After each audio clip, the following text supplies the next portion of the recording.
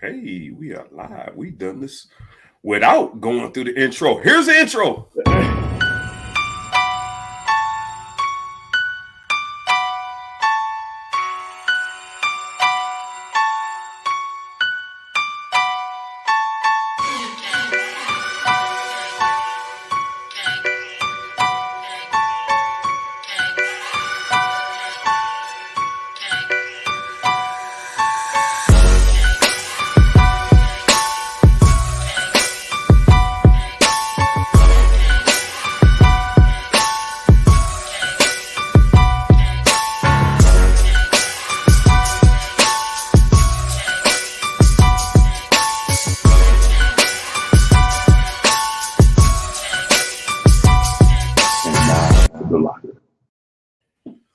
Welcome to the locker.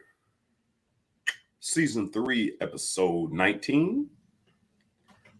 Why does it look like I got this ghost thing? Like I'm reading tarot cards. Like I got this thing coming from the bottom.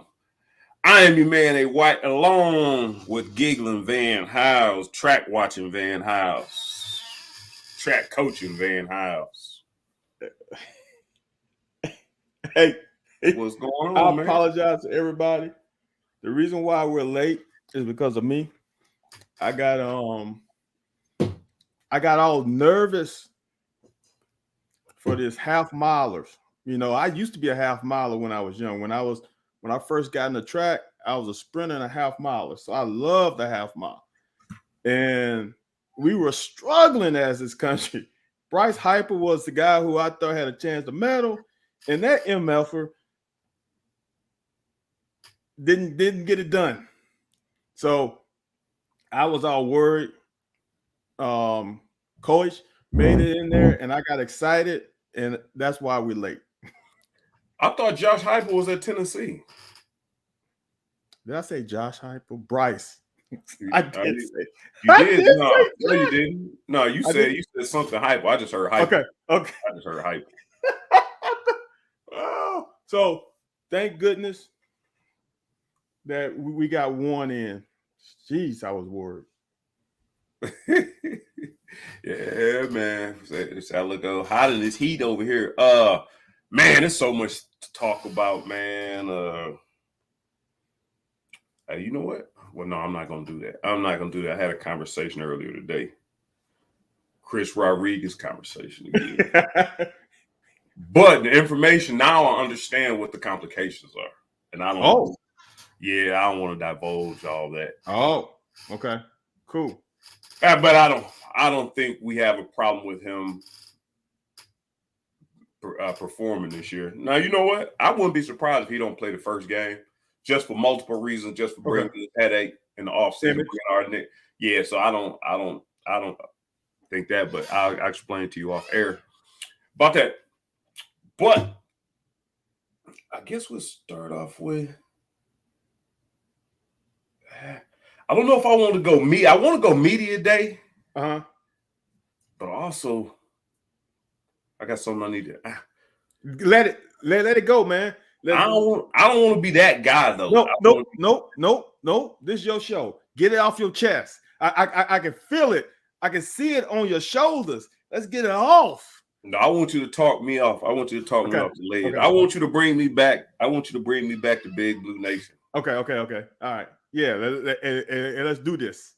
Do you remember last year? I believe it was Phil Steele who did a preseason ranking, like teams, and didn't he have us like 7 or 8 players on there? And I was like, that's why I was like, and you keep up with this. So I'm like, oh, who's the Phil Steele guy? But he gave us a whole lot of love. Now, although I think they was going like 4th and 5th string, that's why I was like, damn, who does a 4th string ranking? So, but we had some players in there. But he was giving us love. He was showing us love. So now apparently Phil Steele got us 4th in the SECs. This is the bigger question. Phil Steele and some imbecile, some bozo. Yeah. I can't call him a bozo because I don't know his name, so I'm gonna call him Bozo. Okay. Down the SEC media days said they got us finishing 5th in the East. And that is because 5th or 6th. And it basically because of Will Levis. Now hold on. Now before I hand you the mic, I am not too far off of the whole idea that Will Levis does have an opportunity to make us great. I guess kind of Stetson Bennett. He's a Stetson Bennett 2020, 22. I mean, and here's the thing he said. Well, he didn't give it no good reasons. He just said he don't believe in all the hype of Will Levis. This is where I need you to help me out. I need you to talk me off the ledge. I need you to convince me, not just talk. I need to be convinced that if defenses keep too high and give exotic zones, dropping, just giving windows. Like, I'm not letting you beat me over the top. You're not throwing 80 yards on me. You're not throwing 60 yards on me. I'm going to give you windows all day, and we're going to try and get pressure with 3 or 4. But I don't trust you hitting them windows. If that's all they give them, 7 to 12 yards, 7 to 15 yards, windows, can we live off of that? And that's where my concern about, last year he showed he can go over the top. We don't have Wan'Dale. We do got some burners. Dane Key is about 6'4" and can go. So now you got height that when you want to throw it up there, you got that with it. But there is that question with me that if defense, last year he surprised everybody. You talk about this a whole lot. The first time you see somebody, it's a surprise to you. Second time, it ain't a surprise no more. It depends on who's done more of their homework. Help me out, man. And I'm going to give you one screen. I'm about to say, how much time are you going to give me? All right. One, issue with last year, when Josh Ali got hurt and went through his crap with fumbles and all that stuff, you only had one wide receiver. Okay? That's one issue that's been addressed. This wide receiver room is definitely the best in Stoops' era. It might be the best as a collective group in the 2000s. That's one. Second thing that's helping Will big time is we got a new offensive coordinator. You just brought up something that year one is always your best year because no one knows what you're going to do, right? Will's going to have 2 year ones, but running the same damn system. So there's no tendencies that you can get from last year's team while running the same system. So Will's got a big advantage because the same system, but a new play caller. They're gonna call the rhythm of playing play calling is gonna be totally different between Liam and Scangarello. That is a big advantage for us, big time. The next thing is this is Will's second year in the system with a better supporting cast. It looks like the coaches trust him. Looks like he trusts in them. There's no way Will has a shitty year unless he comes down with an injury. There's no way. From what I've heard, he works hard. He's a gym rat. There's no way he's going to take a step back. Now, is he going to go to Joe Burrow status? Probably not. But is he going to take a step back? No. I just don't see it. Getting Isaiah Cummings, getting Dingle, and having Upshaw, we all good, man. I like where our offense is, and I can't see how we don't average 35 points a game. I just don't see how we cannot. Because one thing is, name one defense that we playing that you fucking scared of. Just off top. Give me one defense this year that you're like, oh my God, they are the best defense in the country. It's not one. It's not one. So how can you not? I think we averaged almost 30 last year in scoring, right? How can you not be better this year? I just can't see it. I can't see how now as a defense, you can't key on Wan'Dale. You can't key on one guy. We have multiples. And even though one guy isn't going to match Wan'Dale's production, you know It's better to be able to spread that damn thing around. And we'll be able to spread that damn thing around. And we got something this year that we didn't have last year. I don't care if they get 0 catches. I've said it all the time. The thing that scares me the most is a burner. You get Jordan Anthony and Baron Brown, either one on the field at one time, it's going to make that damn secondary think twice about sitting on routes. All right. Now that is analytical and the defensive Van House. I need to speak to the – why I want to say you went to Central High School? No. Central Catholic. No, I went to Episcopal. Warwick went to Central. You went to school with Warwick, didn't you? Warwick. I went to school with Warwick in 5th grade. Warwick went to Catholic High with K. Frank. That's what I meant Catholic. I don't know why I said that. I meant Catholic. No, man, I was not going. That's an all-boys school. Okay, so we'll talk to the high school Van House, quarterbacking Van House. Okay, yeah. You still didn't answer. Well, you missed my main point. Okay. Are we cool with 60 minutes of him putting the ball in windows? Because here's one thing that killed us in the air raid, and it wasn't Tim Couch so much. It was either Tim Couch or Hal Mummy, whichever you want to take.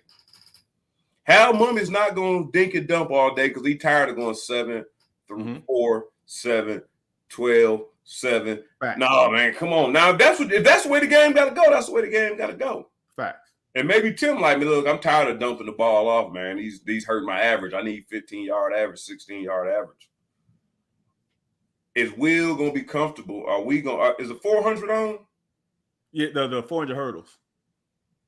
Okay. The women. And that's silly. Will, look, this is where the game works, right?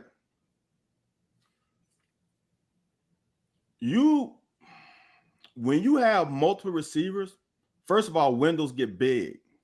I'm going to be honest with you. When you have multiple guys and good route combination and good separation where guys not on top of each other, you're going to create natural windows. All it depends on is, are you calling the right combination for the right coverage that they're running? For example, in cover 2, the middle of the field is wide fucking open all day, every day. If you can get somebody in that middle of the seam, it's going to cause havoc for cover 2. You get cover 3, it's the flats. If you can get separation for that curl out combination, you're gonna feed on that all game. They're gonna have to come out of it. If anybody wants to play us man to man, that's when you put in Baron Brown and Jordan Anthony. Go man to man on us this year. Try it. There's always open windows. The problem with finding windows is when a quarterback is not smart. It's really that simple. There's always someone open in each pass call. Can he find them though? Now, if you say, is Will smart enough to find a window? Now you on to something. But if you say, can he throw in a window or find a window? The window is there. But now, can he be tricked? I don't know. You're killing me, Smalls. Yeah. You're killing me, Smalls. Yeah. You still ain't answering my damn question. Yes, we can feast on him throwing the window. And the fact that you are avoiding the question tells me all I need to know. We can feast on him throwing in the window. Is the anticipation of the window and its delivery to the window. Anthony, we are playing college football, not professional. It don't make no difference. Did you watch him play? Hey, even the touchdown that Dane Key scored on in the spring. That was on Dane Key. Yeah, Dane should have sat down. That was on Dane Key. Dane Key probably should have sat down. That was on Dane, yeah. So that was just them not knowing. So right, if Dane would have sat down, it would have been perfect. Well, Dane not even only sitting down. Dane didn't get his damn head around quick. This is not high school. When that foot hits the ground, you need to turn that head around now. You don't have time to wait and say, "Oh, I can run through 5 zones. I can go from the damn middle of the field to the other damn flat, and I can still be open." No, you gotta get that head around. That pass there should make you feel good because that was an anticipation on Will. That was an anticipation throw. We missing. Oh, I agree with you. I can't take umbrage with Will, and I really can't take umbrage with Dane. And here's why I say that.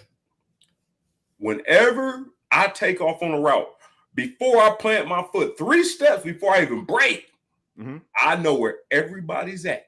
Facts. If that backer is sitting there and I'm looking out here and I'm like, damn, I got 2 steps and the ball better be coming. Because anything more than 2 steps, that backer taking 2 or 3. So we didn't 6 steps toward each other. And that's what I'm saying about Dane. Now, we're Dane, so that should have told Dane to come out of it. But I also didn't think Dane anticipated it because of that safety sitting there who didn't do nothing. He was flat-footed, which is terrible play. So I'm saying if that's not just our whatever defense, and it's an SEC defense, I'm taking all that into consideration. I feel you. I'm not worried. I'm really not worried. I'm trying to think of what would worry me the most, because I don't know. You should know that, and you tell me. In y'all first year of the air raid, was how comfortable was Tim in the first year compared to the next year? That's what I'm trying to know. Well, I act like I was talking to you earlier today when I was talking to a sports guy that we did some audio on. No, the first year it was boom, boom, boom. Tim, and I'm talking, we were just making it happen. Like we were just on the fly, just making it happen. Like if you watch his first year, a lot of Tim's stuff was happy feet. Maybe begin to scramble and let it go before he scrambled. His second year, boom, boom, boom, boom, boom, boom, boom. Like it was feet was real subtle delivery. But the first year, but I'm saying this, dude, Tim is hella accurate. Like hella accurate. So, okay, if Will sees a window, and I said, me and you differ on Cam Newton. I think Cam Newton misses a lot of open windows to be a professional quarterback. Facts. And you don't think it's that bad. We've been talking about sometimes you didn't think it was that bad. I'm just saying, dude, I'm saying 3rd and 7, we comfortable. Like 3rd and 12, we was cool this year because we ran Wan'Dale and we got stuff underneath that we can pick up the first. I don't want to hang my hat on knowing that we got to hit windows and hit intermediate routes. That's where I'm at. Let me confirm this. For all I understand, because it's a perception thing.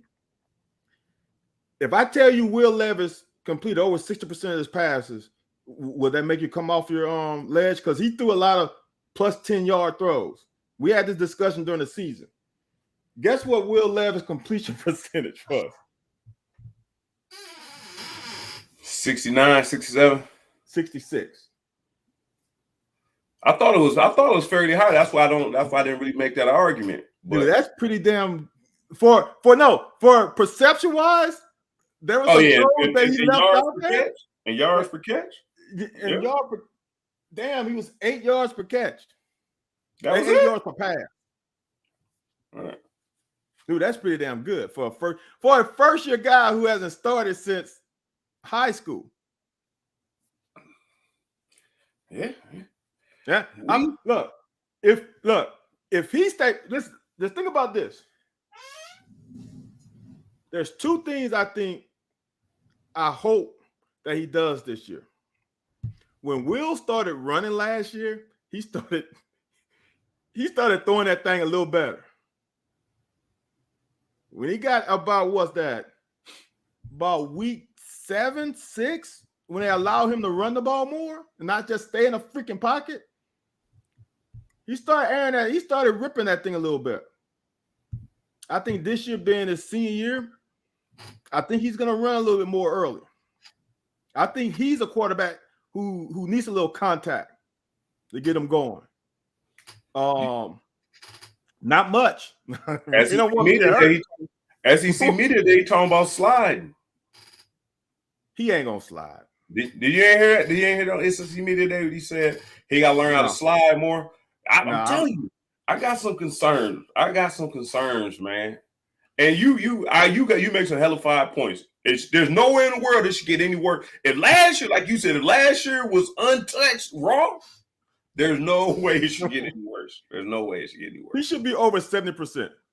But the two things that concern me is okay, the success of last year. He did say something about sliding, need to slide. So NIL is one thing that kind of concerns me, and the old Shaquille O'Neal, man.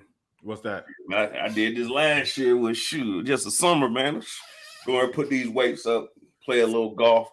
That ain't him, man. Just get comfortable with it, man. Because man, you know as well as I know. I'm gonna let you convince me again. And I'm not against him. I think he can overcome it. I just don't think. And you playing it lightly for the people that are watching this. You playing it lightly as if you gonna come back and dominate me a second year. Like we ain't gonna. I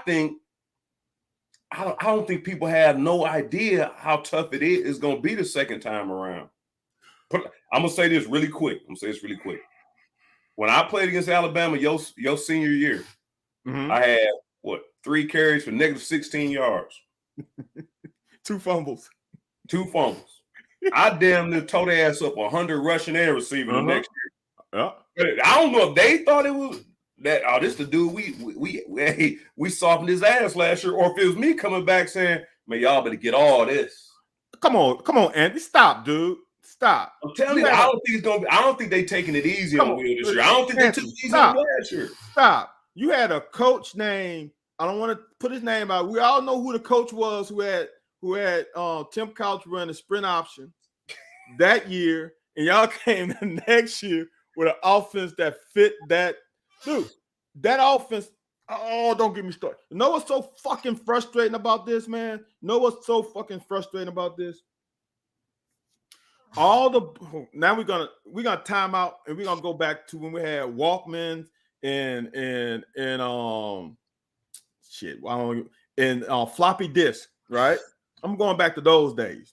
Know what's so fucking frustrating about that time is we had all that fucking talent that Coach Curry and his staff fucking recruited on campus, all fucking ready. Ain't nobody on that offensive team that year was recruited by Hal Mumme. Well, that's true. Every fucking star player on that team, from you to Kaus to Yeast to the whole O-line to everybody on that team was fucking recruited by the previous administration, the previous coaching staff. And our dumbass went and got fucking coach from Colorado to run that fucking bullshit instead of running something that benefited the damn offensive player that we all had on fucking staff. That's so frustrating for a guy who played defense and laid our ass on the line to hold teams to 0 points to get a fucking win. When 0-3. 0-3, when we had the fucking talent on the fucking campus already. That's frustrating, man. That is so fucking frustrating. We had, for all the shit that y'all can say, one thing y'all can say about Coach Curry that he didn't do is he didn't hire a credible offensive staff. That's the only thing you can fucking say. Because you know what? He recruited his ass off. We had talent. That's true. Boy, bruh.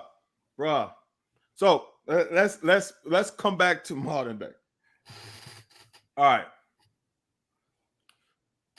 The advantage for Will and the advantage for our team this year is we have in year 2 of nobody fucking knowing what we're gonna do. That's an advantage that you don't get. Dude, every time, like for y'all, right? That first year, y'all had to fucking go from a sprint option, fucking run the ball down your throat, to spread it out and throw it 100 times if you could, right? That was an adjustment for y'all. Year 2, the adjustment was all right, right? Right. Yeah. But teams started to kind of figure out shit a little bit, not much, but they started to figure shit out a little bit. All right. Just imagine if you had Hal Mumme one year and then came back with Lincoln Riley the next. Similar scheme. They don't know what the hell Lincoln Riley's gonna call because he ain't never had the talent at East Carolina before he went to OU that he has at UK. He got a damn good quarterback, a house of receivers, of many running backs. Dude, he's going to be like, oh, my God, what do I want to call? So that, to me, is, although I still think Liam would have progressed the system, but I don't care what you say, right? When shit gets to the fan, you always go to the things that you know is going to work. So he will always go back to his core beliefs of let's run this play. And team go, oh, on 3rd and 8 and more, he likes to run this. He's going to try to tend to get away from it, but he's going to venture back to it. They have no idea what Scangarello is going to run. Zero. But we're going to have to learn a new system. Man, I'm going to ask you this. I'm not totally against. I don't want this thing to come off as I'm against Will.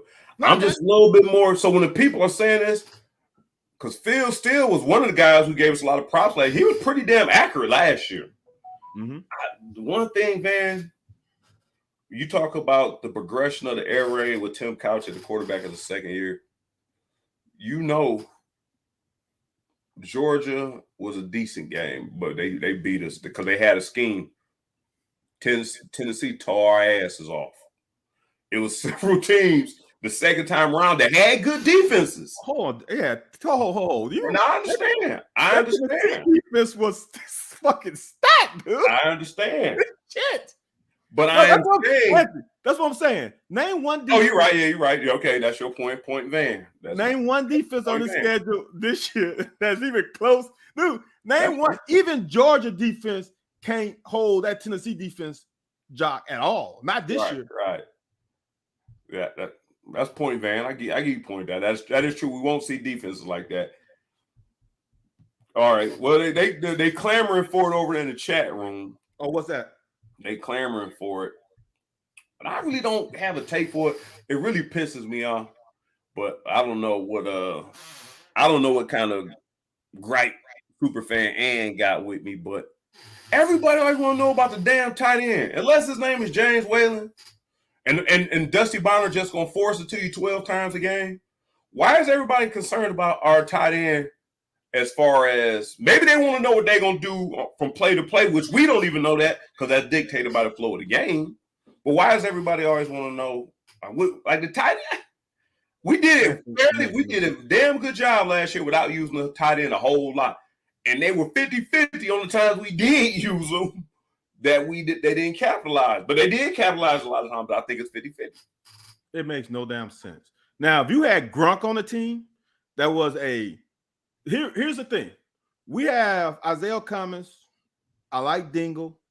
The problem is when they're in the game, you have a pretty good idea they're going to fucking pass the ball.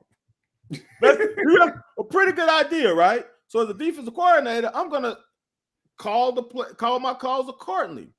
The thing about Gronk is he's a good inline blocker, and he's a fucking mismatch against anybody in the secondary, even sometimes corners. So now tell me this. Who are you going to take throws? Who are you going to take touches away from? That's the whole thing to me with tight ends. Because tight ends, if you ain't got a difference maker, are you going to take catches away from Tavion Robinson? You're going to take catches away from Key. You're going to take catches away from Harris.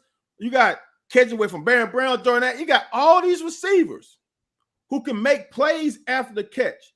Or you're going to take touches away from them to get it to a damn tight end. Now, here's the other thing people don't understand. There are very rarely plays called, you got to throw it to that guy. I don't care what happens. You're going to throw it to Anthony White. If the defense puts 4 people on him, we're going to throw it to him. It ain't play call like that. Now, what they do, what coaches do is they put a guy in a position on the field, X, Y, Z, whatever, that potentially has a better chance of being open on a certain play. So if I'm calling a play and I know that X team, that they play certain coverage and I put one down the slot, he's probably going to be open on this play, I'm going to put him in the slot. Next play, I know they're going to play a certain coverage. He's going to be more open on the X. I'm going to put him in the X. But the plays are not fucking called for him. That's up to the damn quarterback. So now if the tight end is open, he's gonna throw it to him. Don't get the shit twisted that every play is called for Wan'Dale. That's not very smart. Now, the first read might be to Wan'Dale. He needs to come off of him if the coverage rolls something crazy. All right. So the tight end position, you cannot force the tight end. Here's the thing about tight ends, right? Unless you're able to flex his ass out to an X or a Z or whatever. Pass across the middle. If you don't hit it, it's gonna get picked off. There's too many people there. Ball gets tipped. Guess what? It's coming back down your throat. So tight ends, how many touches you want for a tight end? Two a game? What you think, Anthony? 2 to 3 a game? Yep, that'll work for me. But fans are gonna get pissed because here's the thing. Oh my God, I've seen it. Will is looking for the tight end, but the tight end doesn't fucking get open. Whose fault is that? That was his touch. He let it go because he didn't run a good route. Or a couple years ago, Upshaw had opportunities and he dropped the damn ball. Whose fault is that? He got a chance. And here's the thing, L. I played quarterback position, and this is the honest truth. I was in a quarterback meeting with our coach then. We had a guy wide open. Like, when I say wide open, Anthony, wide open. Not a go route where it's a touchdown. Wide open. I decided to throw it in a tight window. My coach asked me, what the fuck were you thinking, man? Coach, I saw him. But every time I fucking throw it to him, he drops it. Why would I chance that when I know I can fit it in that window? Right. That's how quarterbacks think. Because here's the thing. Selfishly and unselfishly. Selfishly, I want to keep my fucking stats up. Unselfishly, I want to get ahead of the chains. They work hand in hand.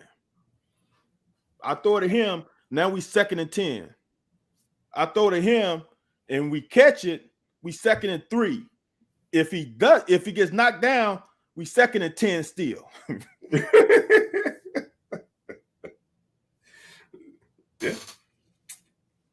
Yeah. I guess, man. I'm not as pessimistic as I sound. It ain't really that deep for me. I'm gonna say this, Ant. Will Levis, I got for 3,500 plus yards. I got him for about 32 touchdowns, 9 picks, 8 rushing touchdowns. 32 touchdowns. That ain't crazy. 32 touchdowns passing. Yes. 8 touchdowns rushing, 40 total. So damn near 3 a game, 3 tubs a game. Some of in these the air. What Chris Rodriguez gonna be doing? Some of these early games, he's gonna feast. He's gonna come out. He's gonna be Heisman on the Heisman watch early, and then he's gonna taper off. Not taper off for he's gonna his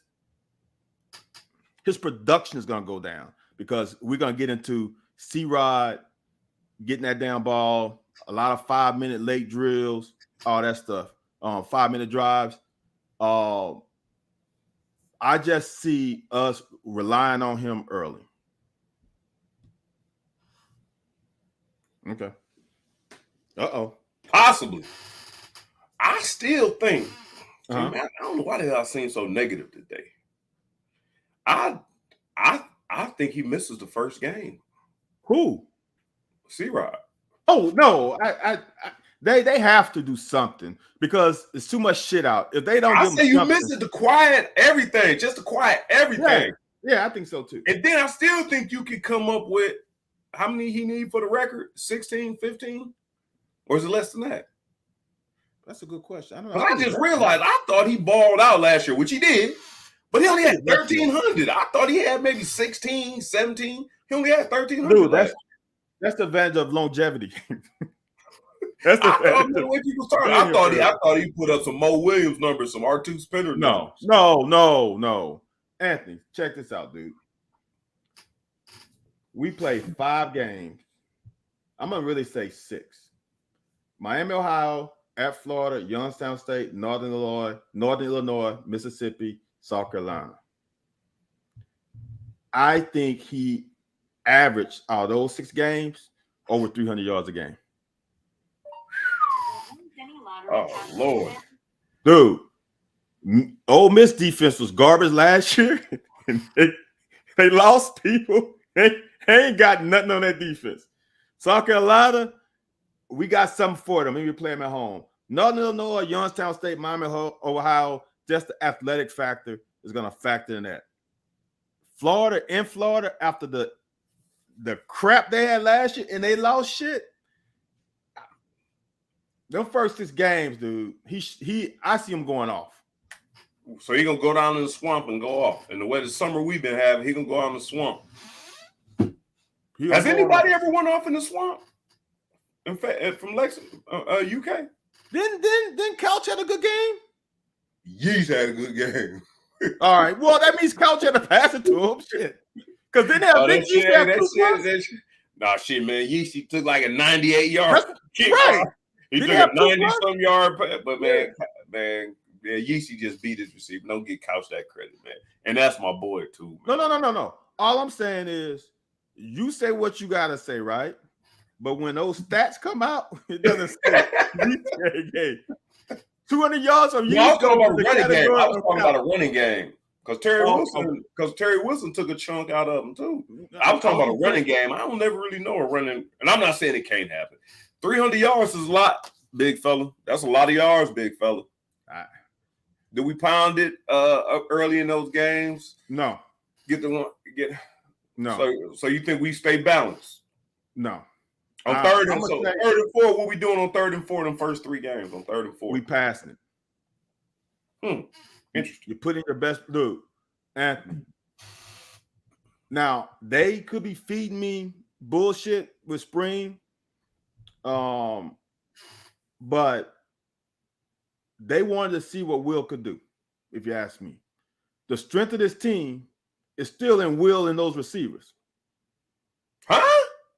The strength of this team is in Will and those receivers. Okay, Anthony. I'm gonna make you take that frown and clear your eyes, right? How many times have we said that we have running backs that run to safeties instead of running away from them? How many times have we said that? We got safety magnets in the backfield instead of trying to get away from them. We got 1.5. Now we got a whole bunch of them that ain't. Okay, but that one is gonna get the lion's share of the damn carry shit. I think with what we got, we're going to pass the ball a little bit more. I think it's going to be more 60-40, 60 pass, 40 run. For the first part of the season, that was the question. For the first part of the season, I think we're going to throw the ball. And to me, that's the smart thing to do, because then when you get to the line, when you get to the meat of your schedule, when you play Mississippi State, Tennessee, then you play Georgia, them 3 games, you need to get in their head that, oh shit, these MFers might pass the ball on 3rd and 5 and under.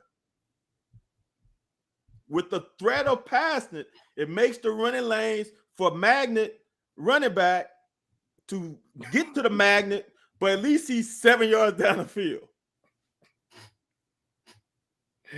Yeah, I just thought about that, man.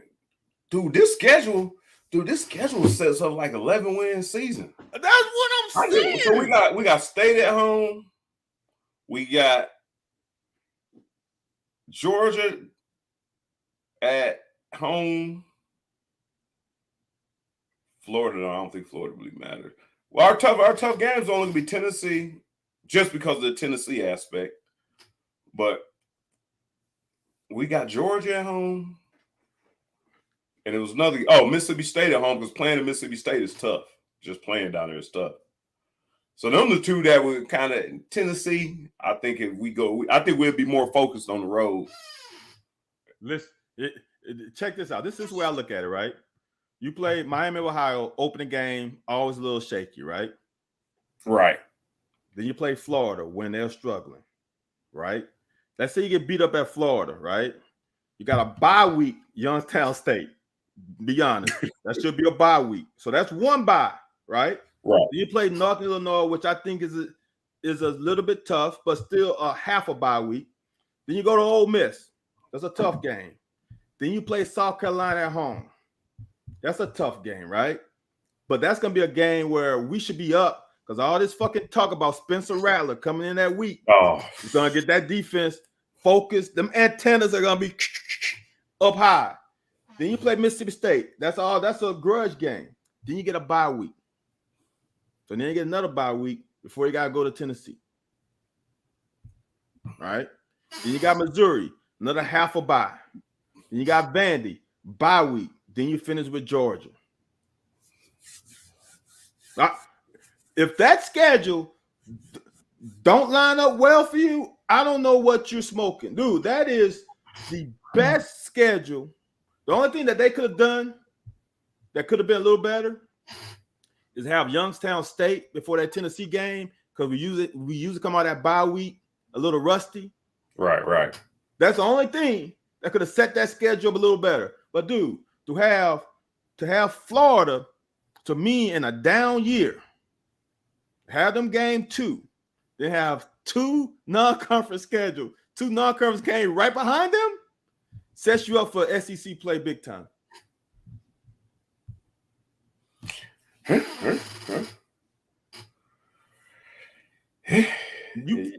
Boy calling for snow, man, and Lex.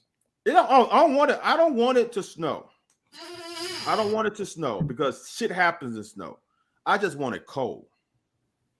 I don't need to be windy. I don't need to be any of that extra shit that can cause the ball to slip out your hand or fumble. We up, and then all of a sudden some bullshit happens. I need to just be cold. It don't have to be 20 degrees. Make that damn thing in the 40s. Make it in the upper 30s. That's all you need. Just something different from being the South where it's going to be probably 70. All I got to do is drop 20 plus degrees and it's going to be a difference maker. Who do you think has a better season?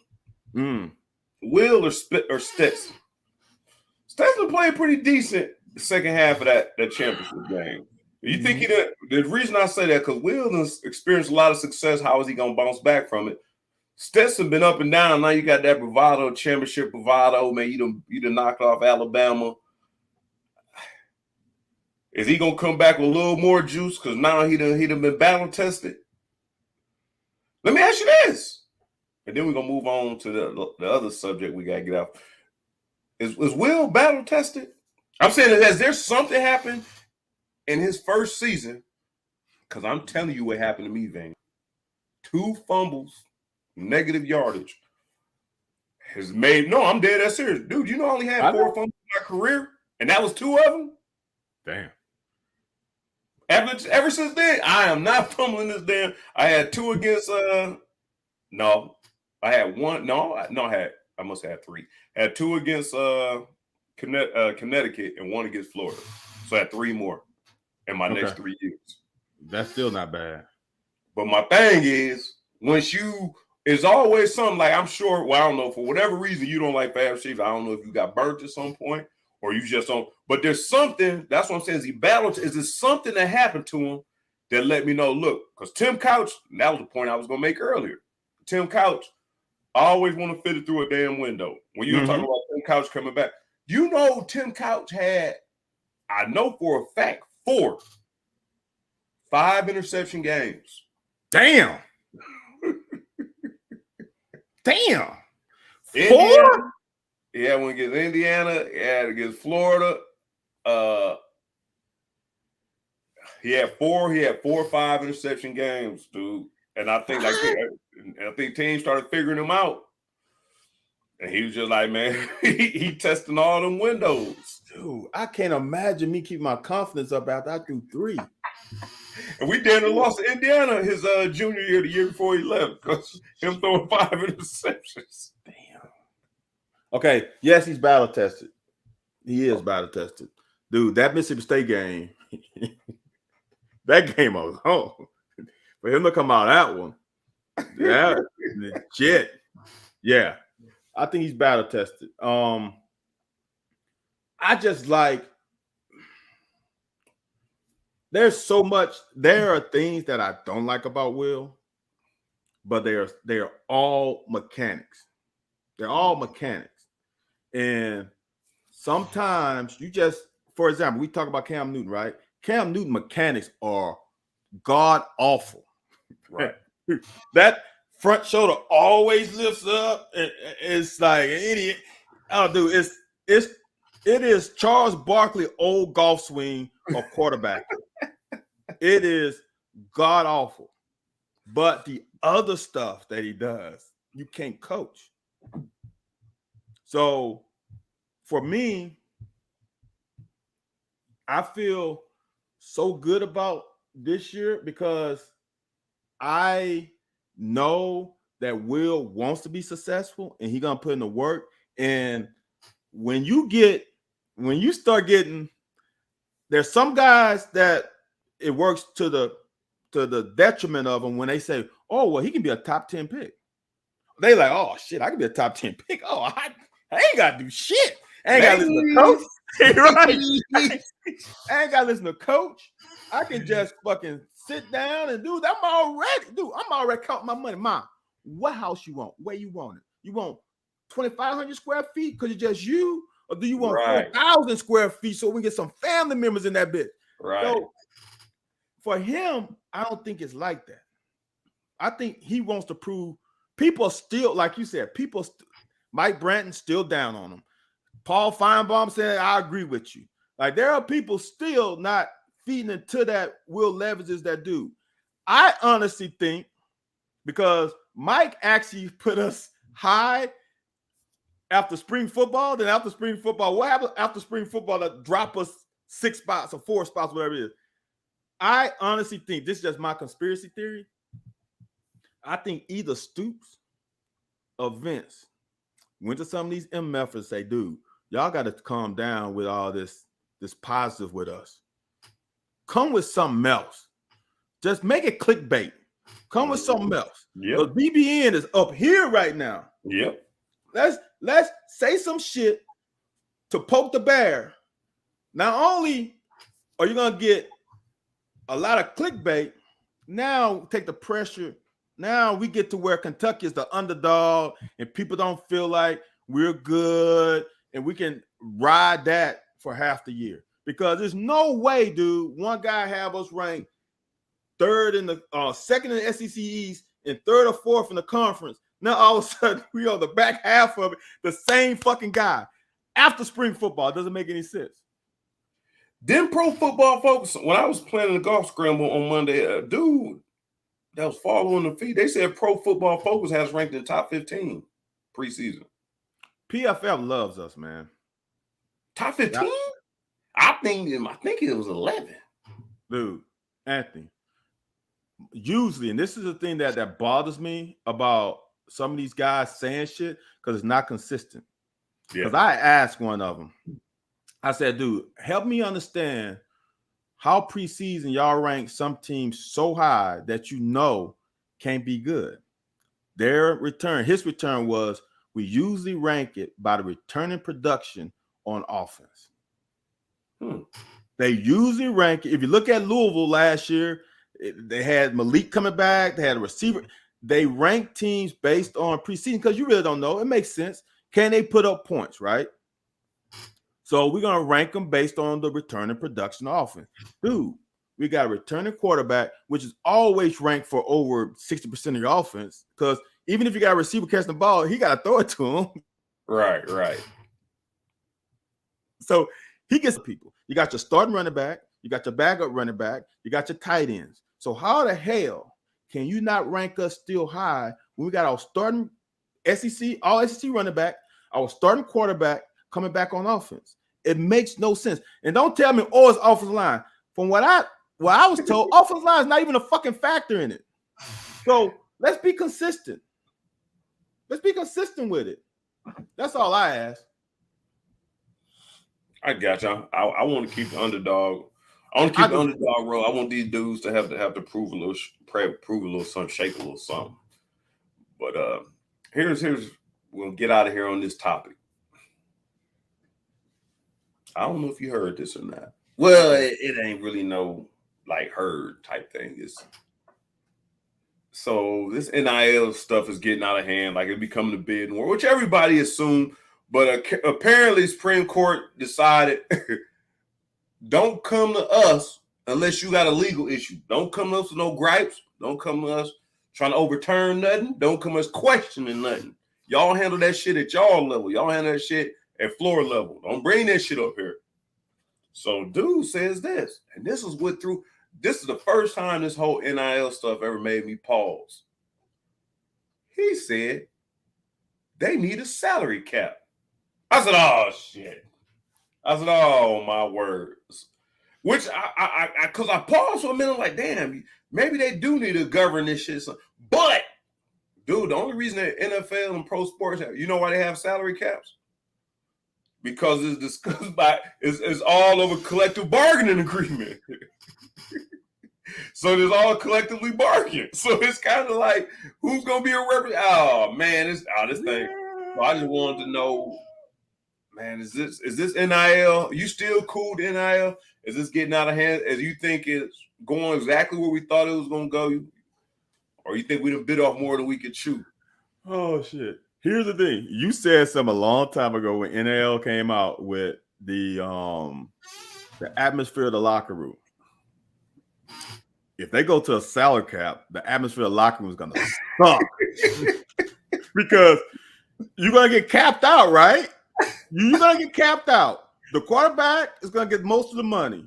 And now it's gonna be like, well, how are you gonna get most of the money when it's not like so right now? I, as a quarterback, can say, dude, go get your bread, though. I'm hustling. You can hustle. Go get your bread. If they go to a cap, dude, you took all the cap money. They only got crumbs now. You took half the bread off top. Now we got 80 some more players that got to feed off 50% of the damn cap now because you took 50% of it. That can cause a problem. That would be a detriment to NIL. If they put a cap on it, that's going to be a detriment. Well, are they going to the super conferences, and these 3, 4, or 5 super conferences are going to disband from the NCAA? So I've already said that years ago. I think that's the next move. Like once they get these schools, the big schools they want out. And you know the funny thing about it, dude, and I know you HBCU, you like HB. Dude, now all of a sudden, Jackson State and Deion Sanders, going to be the top of NCAA because now you're going for the best athletes in general. They ain't program, it ain't money. Because if you got that D-League money, you going over there to whatever conference they make the Power 5 schools. So right. It's so like I said, it looks like it's coming into place. Like everything is falling into place at the right time. Like now the HBCUs are going to be on level playing ground with Kent State and Akron and stuff like that, Buffalo. So yeah. It's going to be interesting. But like I said, that whole collective bargaining agreement thing, which from what you said, I don't know if you know this or not. I'm here locally, so I get a little bit of the skinny, get a little bit of the dirt. So Will Levis, this is something, after all this, I ain't threw no shade. I just threw a lot of questions out there about Will Levis. Yeah. But all the quote unquote shade people are gonna say I threw on Will Levis. Will Levis had a talk to a college in Kentucky, close around Lexington. It wasn't in Lexington, but outside of Lexington. Talked to a college, and it was X amount of dollars. I ain't pocket watching nobody. I know what the number is. I ain't pocket watching nobody. He says, yeah, I'll come and do it, but can I bring so-and-so? Oh. So I'm thinking like, I'll bring so-and-so. Yeah, get him paid too. Yeah. He splits his salary. What the number was in the beginning, he said, give him half. And he ain't asked him to pay him too. Give him half of mine, which is offensive lineman. It was like he brought in his offensive lineman. And it's easy to find if you want to look on Vault's Views or something like that. You probably find out who the person was. It may not tell the dollar amount. But that's some stand-up shit, man. You got a whole deal. And it was over 4 figures. So it What? ain't like it was $200 or $300, $500. It was over stacked. And said, man, give him half. Give me half. I said, so that's some stand-up shit, man. That's the kind of stuff, dude. Oh, Kabi Kai, man. Look at old Kabi Kai. That's the kind of stuff right there that gets you 2 extra wins. Yeah. That's kind of shit that gets you 2 extra wins. Because now I'm fighting for your ass. Mm-hmm. I'm fighting. They call a blitz. I'm getting 2. I'm getting 2. Uh-huh. I'm gonna try my damnedest to get the 1, then pop on 2. Shit. That's that Jason Watts shit, man. If you ever go back and watch old games, man, watch him Jason Watts. I don't know so much your senior. Yeah, he was a sophomore your senior year, so he might have. Dude, his junior and senior, huh? He was a freshman my senior year. No, they played as freshmen. I thought Watts played as a freshman. Yeah, he was a freshman. No, I was a freshman your senior. I was a redshirt freshman your senior year. Yeah, and Watts was a true freshman. Watts came in the year I did. Him, okay. So he was a redshirt freshman. Okay, so yeah, he was a red. Yeah. Okay. But I think he would have been a sophomore because I don't think he didn't redshirt, is what I'm telling you. His last year was Tim's junior year. Okay. So my point is, he'd be in there center, snap the ball, mixing up. Dude, or with backer, safety, come off the edge. He come from the center all the way over there outside to tackle. Like soon as he snap, he get back right in front of Tim and be looking for any leakage. It ain't like he's just looking for his little area, right? Guard to guard. No, I'm talking about side swiping people. They think they're gonna get a late hit on or something. Man, I used to love watching that stuff. We had a thing in the running back room. When we used to watch blitz pick up, we used to watch the offensive line because that way we know certain people who need help. And then we call defenses, like when we played against certain people, we'll let Jay shit. Instead of us chipping, we'll let Watts. If y'all only bring in 4 people, we let Watts take the help out on the edge or wherever. But if you ever get a chance to watch some old film and do yourself a favor and check out Jason Watts getting over there cleaning up for old Couchy Couch. Dude, Watts was a beast. And I can't imagine Watts and Slaughter touching each other. That side, they can touch each other. Dude, that's a mini wall right there. I don't know what that whole they do have a thing with a golf course that they go play at. I don't know if they sign autographs. I know Tony is on here at Boone's Trace. Okay. It's one day they go out. I don't know if the fans are involved. They just do it for team building or not. But Will and those guys, they go out and play golf like once a week at Boone's Trace or whatever. Here's another big deal. Paris, Bourbon County signed an NIL deal with. Did you hear about that? I saw that. Yeah. You know who the coach at Bourbon County High School is? It's a UK guy, David Johnson. Yeah, he got Sweet Pea Burns out there. He got Javard Lindley out there. He got right. What was the quarterback for Louisville? He was out there. So it's just that's just neat, man. I mean, this NIL stuff. As much as there's bad stuff, there's this good stuff. Like a good thing we ended this on some heartwarming, some wholesome stories, man. But there is nothing bad about NIL. Y'all MFers are just not used to it. It ain't nothing wrong with these young men making money off of their talent when fucking coaches are making $9 million a year. That's true. The coach is still making $1 million. I feel a little different about it. Well, when coaches are making damn Mark Stoops is making damn 7+. Come on. So I don't want to hear shit about players that they're not gonna do this, they're not gonna do that. Y'all don't say that shit when coaches get $9 million. Y'all don't say, well, are the coaches gonna sit and not do what they did when they was making $3 million? Bullshit. Ain't nothing wrong with young men taking advantage of making money off of them. It ain't got nothing to do with the school. The school is not involved in this. If I'm a hustler and I'm charismatic and I go on Instagram and I got followers and I know how to market myself, better than my teammate. I'm hustling.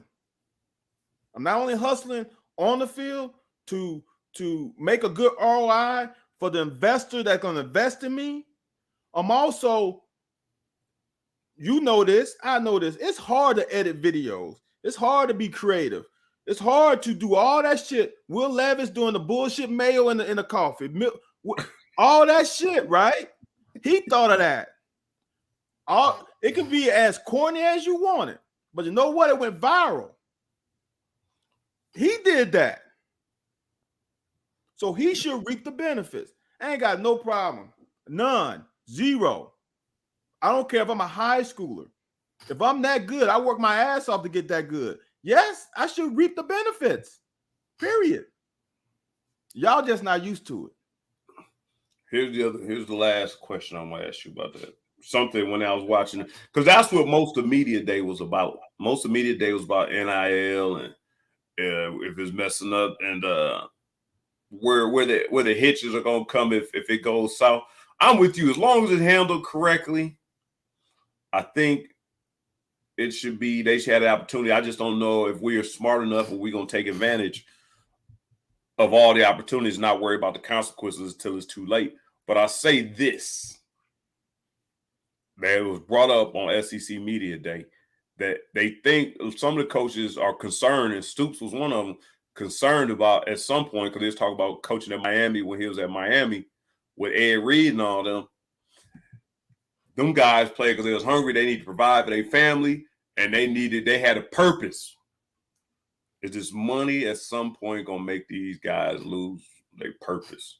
Like, is the purpose just going to be to get as much money, whether it be sell one of your teammates out, do something egregious? Are you going to lose your purpose? It's like working hard and getting what you should get. No. And USM, here's the thing. People have been handing money to guys for forever. So that's not NIL, but that's been going on for forever. So that's nothing new. So people handing kids money. LSU used to have a damn briefcase. I'm not going to go into depth. Dale Brown, how the hell you think Dale Brown got Chris Jackson? How the hell do you think Dale Brown got Shaq? They had Twin Towers with damn Chris Jackson all at one time. So they had Stanley Roberts, they had Shaq, and they had CJ. Don't give me that shit. That's been going on for forever. So the money's not a thing. Here's the thing. I was lucky enough that both of my parents were working. So we had two incomes in my house. Not one, but two. All right. Oh, so they made $100,000. Oh, so they made $100,000. They made $500,000 a year. Oh, good thing you said that. I'm glad that I wish it was that much. But so I was able to do a little bit more because my parents had another income to give me a little cash, right? Right. So that still wasn't enough, though. To be honest with you. I mean, was I comfortable? Yeah, but could it have been better? Hell yeah. All right. So these kids are not making, most of them. I don't even believe some of these numbers that I'm hearing, but if it's true, it's true. These kids are not making life-changing money. They were making enough money to help offset some of that shit that they don't get from the school. Meal money, all the other shit. So for me, the NFL is still the carrot.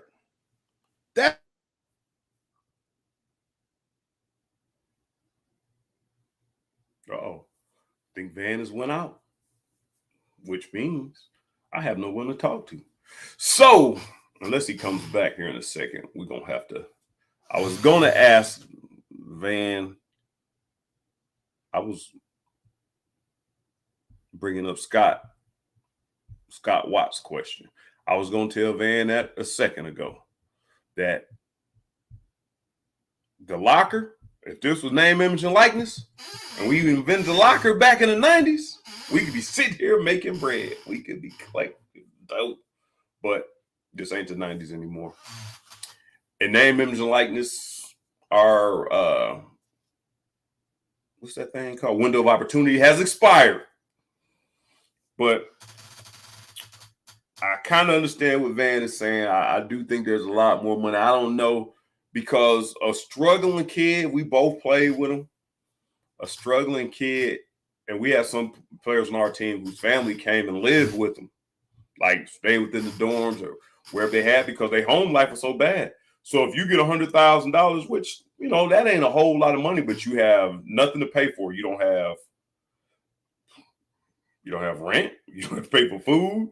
I mean, clothes, a little bit or whatever it may be. But I still think there's an opportunity for a kid to make a bad decision. I'm going to get Van back in here because this last subject he was on. Are you back? Man, stream y'all bullshitting. Hold on. I'm going off the subject you were on. Yeah. I went on a tangent for a second. Go ahead. When you said, it's enough money. Dude, $100,000, because Nick Saban said his team made collectively $3 million. He said about $3 million, and I think Bryce was $1 million of that. Mm-hmm. But my thing is this: I gotta correct you a little bit. I'm not against anything you're saying, but I do think this. Take this in consideration. Okay. $100,000. You don't have to pay rent. You don't have to pay car. You don't have to really pay for food. I mean, you may have to pay for a car if you're doing legitimately, like if they just gave you a car, but. There's still do you remember the people on our teams who came from nothing? Like Bill Curry brought them out the gutter. Yes. Like, so $100,000 got to take care of people that's in debt in your family, brothers, sisters, mom, dad, and that ain't a whole lot of money. It's not. So I'm saying there's the opportunity. You're saying everything should be all good. There's no opportunity, but I still think there's a small opportunity for you to try to make things better for your family now, because that pain could be so severe right now that you're going to make a bad decision, make a business decision, and you may make it now. Prime example, and I'm going to let you finish up whatever you were saying. Prime example, the mid to late 90s Tennessee football, specifically the running back room. How many of them jokers was in the NFL and caught drug charges? Trafficking. Millionaires. Why?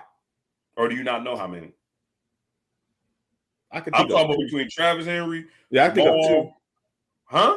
I can think of two. I know it's three for a fact. Damn. I know it's three, but it could have been more. And that's only the running backs. Yeah, right. So I'm saying there's that opportunity where there's other. That's kind of where I'm saying you being real straightforward, straight-laced, as if, the money goes this, you got to take care of this. Then I think once the money start getting good and the shit's public, it start being so many other avenues that could go south with this thing. Oh, I'm with you, because you're a creature of habit. If you're from that environment, that's you. So in that case, you're not earning the money. You're trying to flip that bitch. you trying to flip 20 into 80. And how you flip 20 into 80 is you do some illegal stuff, because your ROI on an investment ain't going from 20 to 80 in a short period of time. But you can flip 20 to 80 on the streets real quick. So I can understand it. Dude, the Bears had a receiver that did it. Yep. So what position carrier plays? Safety? No. This was a wide receiver. I can't think of his name right now. But I'm saying I thought Carrier plays safety. Yeah, Mark Carrier. I'm the one that got Mark Carrier. I mean, I thought he played receiver. But then again, later I thought maybe it was safety. Yeah, Mark Carrier plays safety. No, that shit can happen. There ain't no doubt about it. That is definitely, if you come from that culture.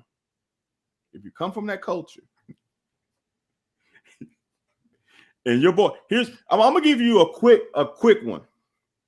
What happens in the neighborhood is, if you're a kid who's smart and could go to college, usually the illegal guys keep everybody off you. Mm-hmm. Yep. They keep you safe. Hey, Van, no, dude, you ain't getting in this game. You're gonna do your thing. We're gonna protect you, right? So you are protected. So now when you get in college, get in the NFL, the guy who protect you might come back to your ass and say, "Hey, remember Hey, all them years? Yeah, hey, shout, come holla here. at you. Yeah, that all them years I protect you. Yeah, that's worth something. So if you get that money a little bit quicker, hey, comes a little. Hey, let me talk to you. Come a little bit earlier than in the 90s. That's just real talk. All right, before we get out, huh? I don't know who we market this to. Oh, that's what I was about to ask you. USM Cat. Apparently, Cat fan Tony said who we marketed to. I don't know. We got to see. We look. This show is for BBN who wants real talk. We ain't. You don't see us on here talking about other motherfuckers. You don't see us on here giving fake takes, gossiping, projecting what someone is doing. We giving you unadulterated, real, raw talk. That's it. That's who this marketed to. If you want to hear, you want to get on the TMZ of BBN, go somewhere else. You ain't gonna get that here. If you want to sell anti-sterilization ED pills or something like that, and if Clarence Thomas got things going on, if y'all want to market what's the thing, Uverine, Plan B, My Girl, what's that thing called? My Plan, My something. Yeah, so that's what we gonna do, man. You crazy. I thought I was crazy. You crazy. You crazy. Man, we made it back on. I didn't know if we was gonna get on today. I was prepared for y'all to curse me out again, but we did make it on, man. And we talked about some stuff, man. What I was trying to do today, what you may try to do, look up some Scangarello's greatest hits, man, because people keep asking me every show I'm on. Everybody, dude, it's so situational. Like you really can't tell what's gonna happen. But now, like I said, we added fullbacks into the fray. We got some versatile tight ends. We got a room full of running backs. Man, so many doggone things can happen in that backfield from tackle to tackle. So, Anthony, think about this, dude. How many fucking teams in the SEC is going to see two backs? How many teams in the SEC are going to see 2 to 3 tight ends? Every week is a week where a defensive coordinator going to have to put a fucking game plan out for these young 18 to 22-year-olds to fucking perfect in 3 to 4 days.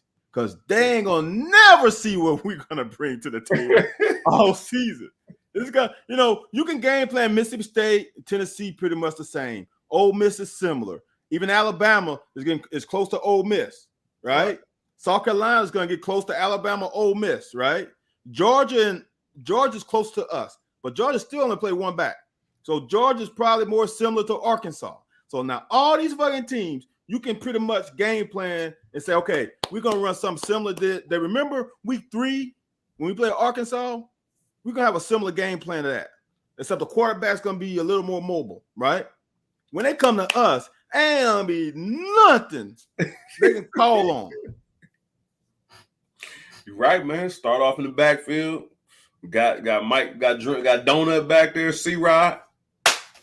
Now Drennan gone out there. Oh shit! Now you got was that you and Anwar who was down in the swamp and didn't get the call, and Anwar was out there on Reed and Stop. Or Ike Hilliard. Stop. I'm still pissed off about that. That's the one game I'll never forget. Coach Smith came because we had this rule. Coach Kerr had a rule: if you were not full go on Wednesday, you can't start. Oh yeah. All right. So I think that we played Indiana the week before, and I can't remember what the definition of what my finger was, but I had a cast on it. Had a hard cast on it. So I couldn't start because I wasn't full go Wednesday. We went over that down play, dude, Anthony. We went over that play at least 40 times. At least, because they were killing people on that early. We went over that play at least 40 times. and we were balling out. I think we put Florida back-to-back 3-and-outs, something like that. Right. We were balling. Yeah. They ran that play, and I think it was 3rd and long. And one of our corners fucked it up. And I love this corner that fucked it up. He's a brother to me, but he fucked it up. And the avalanche started. That touchdown and back-to-back punt returns. Oh, yeah. Yeah. Then they get Jacquez a little oxygen. Next thing you know, it was 21-0. And I think it was literally time on the clock. I think it was under 2 minutes. Hey, man. Y'all played a good job, man. Wish I could have been a part of that, man. Played good. Well, we got to get up out of here on that because I didn't bring my charger up. And my laptop is saying you got about 5 minutes, and that could turn to 1 minute as soon as they want it to. Head on over to YouTube, like, subscribe, share, and tell your people. I seen JD Hall gave us a shout out earlier. People was asking about what's really going on with Chris Rodriguez. And they said, go over to the locker and check things out, and you can find out what's going on. Until UK calls me and say, hey, White, we want to buy the locker or y'all need to tune that shit down, then we going to keep bringing we ain't trying to stir up no pot. We just trying to bring the information, man. We're just trying to bring y'all the information as we get it. If you don't want the information brought, don't let the information out there. Don't do nothing. All right, bro. We'll see y'all next week.